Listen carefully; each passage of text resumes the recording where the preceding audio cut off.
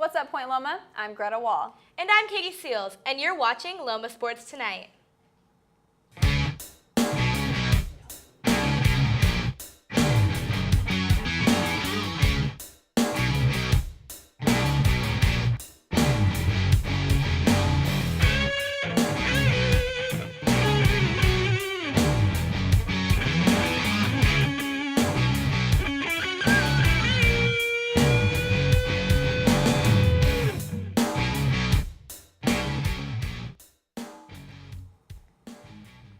Good evening and welcome to Loma Sports Tonight, Loma's top source for all your Sea Lion news.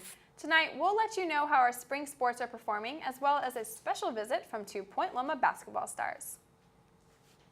First, let's start with the big news. The men's basketball team are national champions. The Sea Lions won the NCCAA national title Saturday, holding on to beat host Grace College 75-73 in the championship game.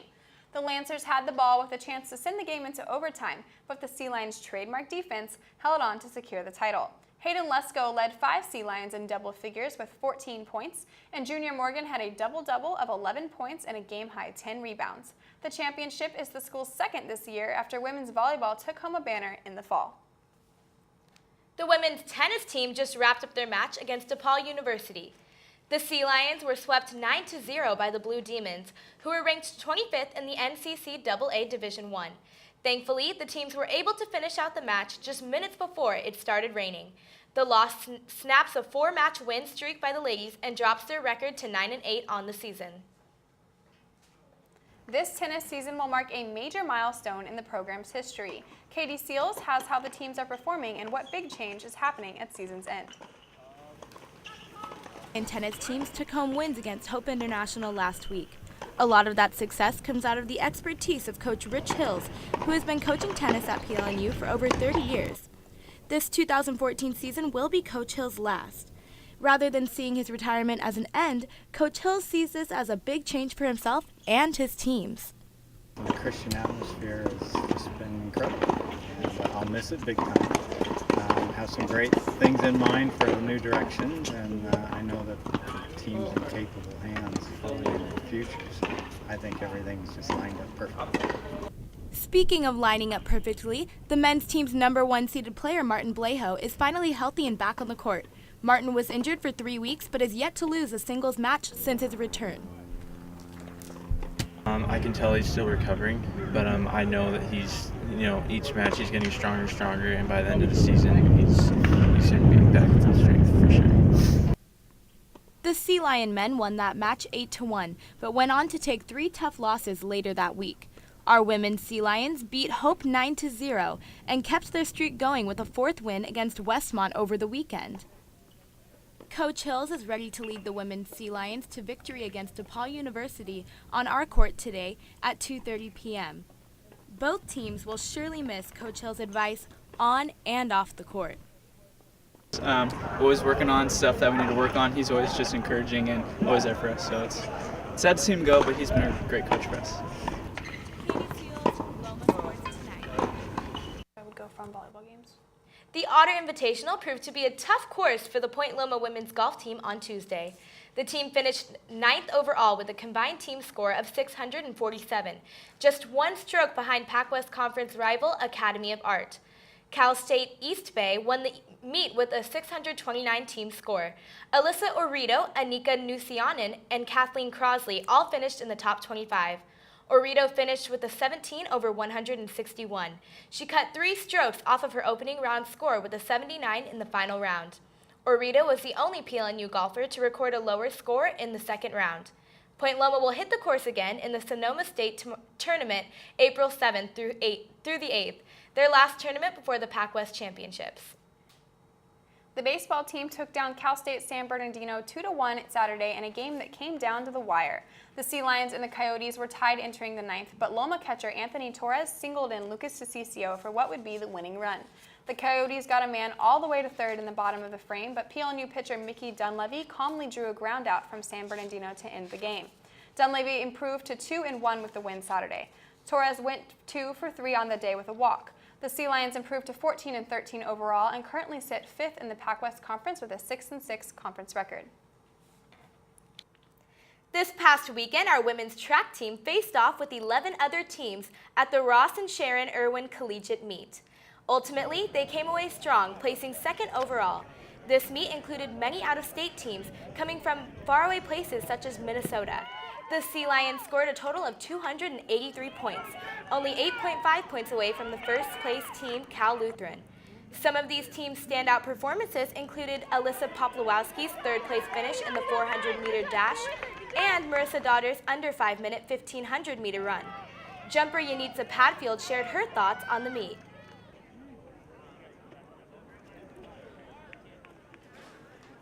I think it was a pretty good experience. It was nice having a lot of people here and just having that feel of like real competition and having the fans excited and the athletes excited as well. So I think it was a pretty good meet overall. Although the women's team has been performing well, they are still getting used to this year's new team dynamics. Reporter Ross Niederhoff found out how the ladies are adjusting to this season's big changes. Point Loma's women's track team is now 5 meets into their schedule, and they are truly getting used to working together to reach their goals. However, one thing they have not gotten used to is the loss of their men's team.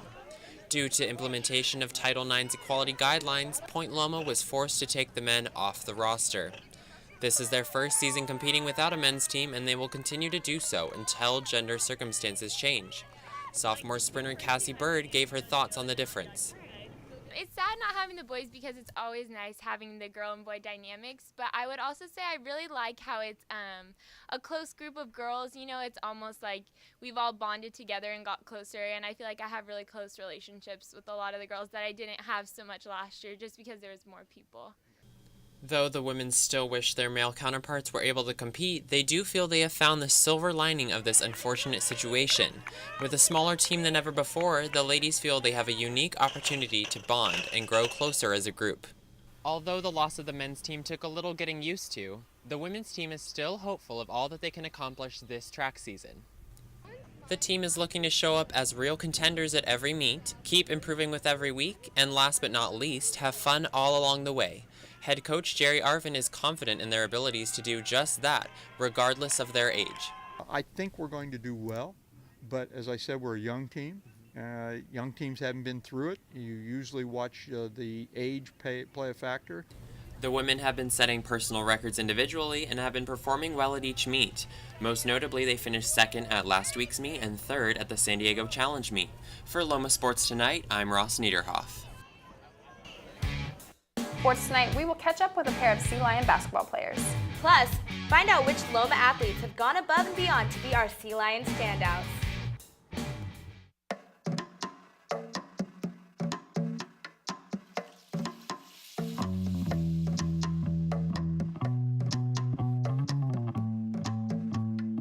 Minds can achieve anything.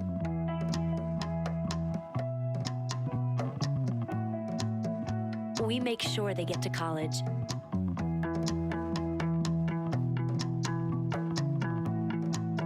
Federal student aid provides more than $150 billion in grants, loans, and work-study funds to make college possible for anyone with the mind to get there.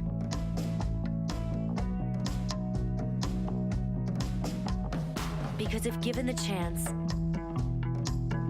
minds will do great things. Federal Student Aid, proud sponsor of the American Mind. Learn more about money for college at studentaid.gov. Parents sure have their hands full, and they could use an extra hand. Now, every state offers free or low-cost health insurance for your sports hero or budding artist. Kids up to age 19 can get checkups, doctor and dentist visits, hospital care, prescriptions, and more. Your child may qualify based on your family size and income. It's one less thing to worry about. Call or go online for more information. Welcome back to Loma Sports Tonight. Basketball season finally wrapped up this past weekend with the men's team taking the NCCAA national title. The men finished 20-11 on the season and 10-10 in Pac-West Conference play. The Point Loma ladies had quite a year themselves, finishing 18-10 overall and tying for third in the Pac-West with a 13-7 conference record. Tonight, we welcome to the show 2 basketball stars who each played a huge role in their team's success this season. Merrick Klassen ranked 3rd on the squad in scoring at just under 13 a game. The junior also led the Sea Lions in 3-pointers made. Jessica Escorza scored nearly 17 points a game to lead the women's team and posted the 2nd triple-double in team history against Cal Baptist on February 26th. Escorza was also named a 2nd-team NCCAA All-American and 2nd-team All-Pac-West player. Jessica, Merrick, thanks for coming tonight. Thanks for having us. So Merrick, let's start with you. You just helped lead your team to a national title. How would you describe this season as a whole? Obviously, it was a success. It was really, really good to finally end the season on a win and send our seniors out, in their last year with a win. But I think it's a good stepping stone to next year when we're finally eligible for NCAA Division II. And I think that it's a good stepping stone, and I think we're ready. Speaking of that, you and Hayden Lesko both redshirted last season just so you could play in that or the NCAA, end of the season play. So what was it like for you during that season being on the bench and not out on the court? Yeah, it was tough. It's always tough watching. Anytime you're injured or just sitting out, it's always tough. But I think that together and with the rest of the team, kind of their support and stuff, we did a good job with, keeping the guys encouraged and making sure they knew that we were coming back. And honestly, I think it's been a really good thing for both of us. We both got another year of school and another year of eligibility, and I think it's been really good.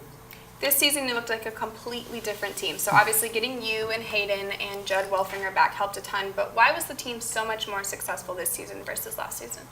I think we meshed really well as a team. I think near the end of the season especially, we kind of had this mentality that regardless of how games went or how practices went, we were going to refuse to lose, and just kind of had the mentality of every single game was a new opportunity. And I think as last year, I just think the guys kind of got down on themselves. Having one senior and stuff, there wasn't a whole lot of leadership from the top. So I think this year that was one thing that was really cool and really crucial to our success. So let's walk through the last few seconds of the game. You're up 2 with 7 seconds to go, and Grace calls a timeout. What did you guys talk about in that huddle? Yeah, we came to the huddle, and I had come in last, and I was kind of laughing, kind of excited that we actually get to end the season on a stop. And it was weird, everyone was really uptight and tense, and I came in, I was like, guys, relax, this is exactly what we want. And so, after that timeout, we were kind of all fired up, and we were really, really, just hyped that we get to end the season 1 stop, 1 steal, 1 rebound, and the game's over. It was really cool. Walk us through what was going through your own mind those last few seconds of the game and after the buzzer sounded. For sure. So the ball comes inbounds. We had talked about in the timeout how they're probably going to try and get the ball to their big guy. And I think there were 7 seconds left, so within the first 2 or 3 seconds, they don't get it to him. Point guard draws the ball out, comes off a ball screen, we switch, and he gets the shot up. And I just remember I didn't look at my guy to box out. I just ran straight for the ball. And I grabbed it, went off the backboard, I grabbed it, and the buzzer went, and just lost it. Everyone, rushed the court from our team. The crowd was silent. Home game for Grace. The crowd was completely silent, and it was just a great feeling. So even though most of the team is coming back next year, you're losing 3 key players in AJ Essery, Taylor Wetherell, and Malcolm Collins. What are your expectations and goals for next year? Yeah, it's going to be tough to replace those 3 guys. All 3 of them, contributed a lot and, contributed a lot of leadership to the team. And so I think we're going to have some leaders step up, but I think that for next year, for sure, we're going for the top again. We think, as far as a team base, we're ready to play in the Division II, and I think that from the conference play we saw this year, I think we can win the conference. I think we can win the title. We just have to be disciplined and kind of have the same mentality going into next year. Okay, so now Jessica, your turn. First of all, congrats on a great season. The team had a strong year and came just short of qualifying for the NCCAA National Championships. How would you describe this season as a whole? I would describe the season as a success as well, even though we didn't get to go as far as we would have liked. I think we had a lot of ups and downs that we overcame, and we had a lot of team leadership with a lot of seniors this year, and I think we did the best we could to go as far as we could. You led the team in scoring and picked up several accolades along the way. How were you able to be so successful individually this year? I worked a lot in preseason. There were a lot of late nights where I just kind of stayed in the gym and just shot, and staying after practice to shoot, coming before practice to shoot. And I really wanted, coming in as a junior, to make this season one to remember for our seniors, and just wanted to give it my all. So in a December win over Notre Dame to Namur, you injured your knee really early in the game. Yeah. What happened on that play? It was literally a couple seconds into break, and right before the game even started, I was thinking all right, let's just get this win. We can go home for Christmas break, and that all that was on my mind. And I remember going up for a rebound and came down on one leg, and all my weight came down on one knee, and my knee just buckled, and I felt a pop and rushed off the court and ended up tearing my MCL completely. So that injury took 10 games out of your season. What was it like during that time? It was rough. It's always hard watching your team play and you're having to be on the bench and just see the game from a different perspective. I think in the long run that helped me after when I came back, because I got to give a lot of input to my teammates. But it was definitely rough because I couldn't do anything, and so I just kind of waited it out and listened to the trainers and kind of just counted down until I could be back. So when you came back, the team reeled off 8 straight wins. What was the key to how well you guys played during that time? I think it was, honestly, our seniors, we did not want to lose. We did not want the season to end or come close to even ending, and I think I personally gave a lot of input to them because I got to see the game, like I said, on the bench and could tell them what we were doing wrong, what we needed to work on, and from that point on, I think we really came together as a team and just started playing well. So you've got one more season left to play, and even though a lot of the team's key players are graduating, going away, what are your expectations for next season? The big thing for me is I'm kind of calling next year a rebuilding year for our program because we are losing a lot of girls, and I really just want to be the best possible leader that I can to these girls. We have a lot of freshmen, a couple transfers. We'll have a lot of sophomores, 1 junior, and I just want to be someone that they can look up to as a teammate, a player, a captain, and I want to go as far as we can. I want to end on a really good note, so I'll be doing anything and everything possible to win. So now there's one last question for both of you, since we're smack dab in the middle of March Madness right now. Who are you guys picking to go all the way? I'll let you go first. I was really cheering for Wichita State. I was too. And so when they went down, I don't know, I like Dayton. I think that if they, I mean, the game's on right now, but I think if they go and they keep winning, I would love to see that upset. Yeah, I'm in the same boat. I would like to see Dayton go all the way, so. I agree. So thank you two for being here, and have a great off season. Good luck next year. Thank you. Taylor Wetherell may have played his final game in a Point Loma uniform Saturday, but the senior's basketball career is not quite over. Wetherell signed a pro contract Wednesday with the Logan Mustangs of the Mountain State Basketball League. The league runs from the end of April until midsummer and serves as a feeder into many international leagues.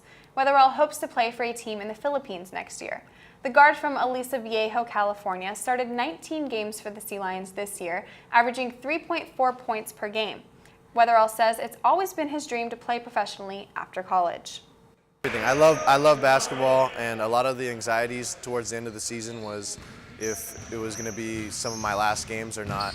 I knew I wanted to try and play afterwards, but nothing's for sure until you sign a contract or it's a done deal. So hearing even from a development league over in Virginia was just a relief because I get to keep playing.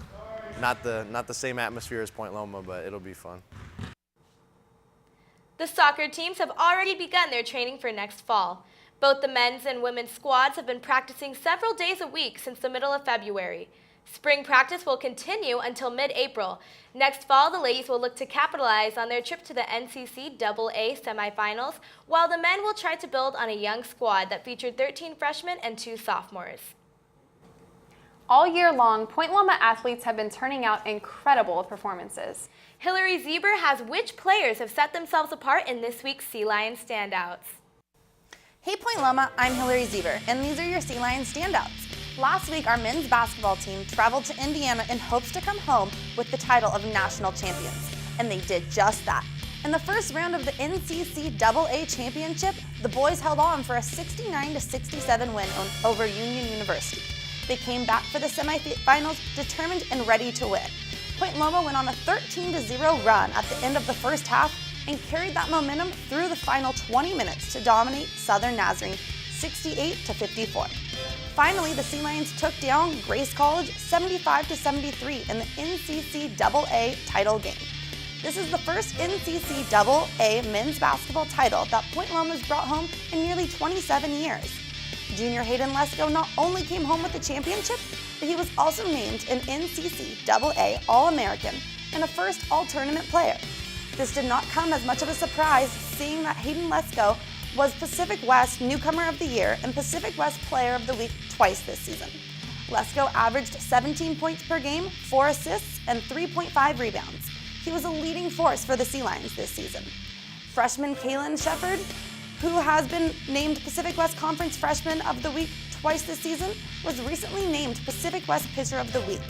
He earned this title when he shut out Holy Names 2 weeks ago. He threw for his first career complete game, allowing 9 hits and 3 strikeouts to improve to 3-2 on the season. With this shutout, Shepard extended his scoreless innings streak to 16 and lowered his ERA to 1.25. Well, that's all I have for you Sea Lion standouts. I'm Hillary Zieber. Thank you, Hillary. If you want to catch your Sea Lions in action, there are plenty of events here on campus in the next week. Tomorrow, the baseball team opens up a 4-game series against longtime rival Azusa Pacific. They'll play a doubleheader starting at noon with another doubleheader Saturday. The track team is also back in action Saturday with the PLNU Invitational. The meet will run all day. Finally, be sure to check out the tennis teams when they host Lewis and Clark State Monday. The men will play first at 2:30 p.m. with the ladies slated for 4. If you missed some of tonight's show or just want to know what else is going on at PLNU, make sure you head on over to lomabeat.com. You can catch up on your Loma news and even listen to Point Radio live online. Well, that's all the show we have for you tonight, Point Loma. I'm Greta Wall. And I'm Katie Seals. We'll be back next month with a brand new episode of Loma Sports Tonight. Good night and go Sea Lions!